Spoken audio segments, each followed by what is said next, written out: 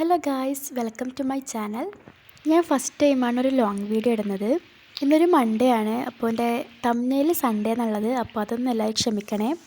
ഇന്ന് FIFA world cup കണ്ടിട്ട് ഉറങ്ങാൻ വേണ്ടിയിട്ട് എല്ലാവർക്കും ലീവ് വന്നിട്ടുണ്ടായിരുന്നു. എനിക്കാണെങ്കിൽ ഇന്നലെയും മിനിഞ്ഞാന്നൊക്കെ നല്ല പനി പിടിച്ചിരിക്കുമായിരുന്നു. അതുകൊണ്ട് തന്നെ വേൾഡ് കപ്പൊന്നും കാണാൻ കഴിഞ്ഞിട്ടുണ്ടായിരുന്നില്ല. അതിലെനിക്ക് നല്ല സങ്കടമുണ്ട് ഗൈസ്. പിന്നെ ഇപ്പം എങ്ങോട്ടാണ് പോണേന്ന് വെച്ചാൽ ഞാൻ സ്റ്റുഡിയോ വരെ ഒന്ന് പോവുകയാണ്.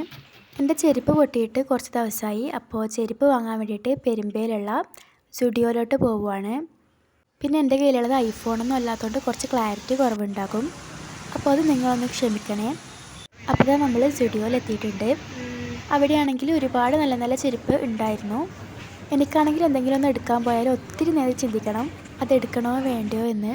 അങ്ങനെ ഇതാ ഒരുപാട് നേരത്തെ തിരയലിന് ശേഷം ഒരു ചെരുപ്പ് ഞാൻ എന്തായാലും എടുത്തിട്ടുണ്ട്. പിന്നെ ഇവിടെയാണെങ്കിൽ ചെരുപ്പിനൊക്കെ ഭയങ്കര ചെറിയ പൈസയേ ഉണ്ടാവില്ലല്ലോ.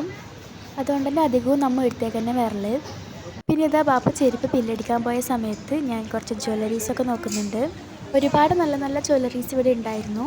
പക്ഷേ അതൊന്നും വാങ്ങാനുള്ള പൈസ ഇപ്പോൾ ഇല്ല. പിന്നെ സ്റ്റുഡിയോയിൽ വന്നു കഴിഞ്ഞാൽ പിന്നെ ലിപ്സ്റ്റിക്കിൻ്റെ സെക്ഷനിൽ പോലെ എനിക്ക് നിർബന്ധമാണ്. ഇപ്പം ഞാൻ ചിന്തിക്കുന്നത്, പണ്ടെല്ലാം ഞാൻ ലിപ്സ്റ്റിക്ക് ഇടുകയേ ചെയ്യാത്ത ഒരാളാണ്. പക്ഷേ ഇപ്പം എന്ന് പറഞ്ഞാൽ വേറെ ഒരു മേക്കപ്പ് സാധനം ഇല്ലെങ്കിലും ലിപ്സ്റ്റിക്ക് വേണം, അത് കമ്പൾസറിയാണ്. പിന്നെ ആടുന്ന കുറേ ലിപ്സ്റ്റിക്ക് നോക്കി. പിന്നെ ട്രയൽ ചെയ്യാൻ വെച്ച ലിപ്സ്റ്റിക്കൊക്കെ ഒന്ന് ഞാൻ ഇട്ട് നോക്കിയിട്ടുണ്ട്. പിന്നെയാണെങ്കിൽ ഇവിടെ കവറിന് എക്സ്ട്രാ പൈസ കൊടുക്കണം. അതുകൊണ്ട് തന്നെ ഇത് നമ്മൾ ചെരുപ്പും വാങ്ങിയിട്ട് പോവുകയാണ്. പിന്നെ ഇവിടെ നിന്ന് ഇറങ്ങിക്കഴിഞ്ഞാൽ ബാപ്പ നമുക്കൊരു ഗിഫ്റ്റ് വാങ്ങിത്തരാമെന്ന് പറഞ്ഞിട്ടുണ്ടായിന്. ഗിഫ്റ്റ് എന്തിനു വെച്ചാൽ എൻ്റെയും അഹദിൻ്റെയും ബർത്ത്ഡേ അടുത്ത മാസമാണ്. പിന്നെ അഹദിനാണെങ്കിൽ ക്ഷമ എന്ന് പറഞ്ഞൊരു സംഭവമില്ല. അപ്പോൾ അവൻ കുറേ ദിവസമായി പറയുന്നത് എനിക്ക് ബർത്ത്ഡേക്ക് തരുന്ന ഗിഫ്റ്റ് ഇപ്പോഴേ തന്നാൽ മതി, എനിക്ക് താന്ന്. അങ്ങനെ ബാപ്പ പറഞ്ഞു എന്നാൽ പിന്നെ ഇപ്പം വാങ്ങിത്തരാമെന്ന്. അങ്ങനെ ഇതാ ഈ ഒരു കേക്കാണ് നമ്മളെ ഗിഫ്റ്റ്. അപ്പോൾ കേക്കും വാങ്ങി പുരക്കെത്തിയിട്ടുണ്ട്. ഈ ഒരു സംഭവമാണെങ്കിൽ എങ്ങനെയും ഓപ്പൺ ആക്കാൻ പറ്റുന്നുണ്ടായിട്ടില്ല. കുറേ നേരത്തെ ശ്രമത്തിന് ശേഷം ഫൈനലി ഓപ്പൺ ചെയ്തു.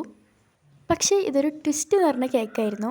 ഇത് മുറിക്കാൻ ഭയങ്കര ഹാർഡാണ് ഉണ്ടായിനി. ഞാൻ ഇതുവരെ ഇത്രയും ഹാർഡായിട്ടൊരു കേക്ക് മുറിച്ചിട്ടുണ്ടാവില്ല.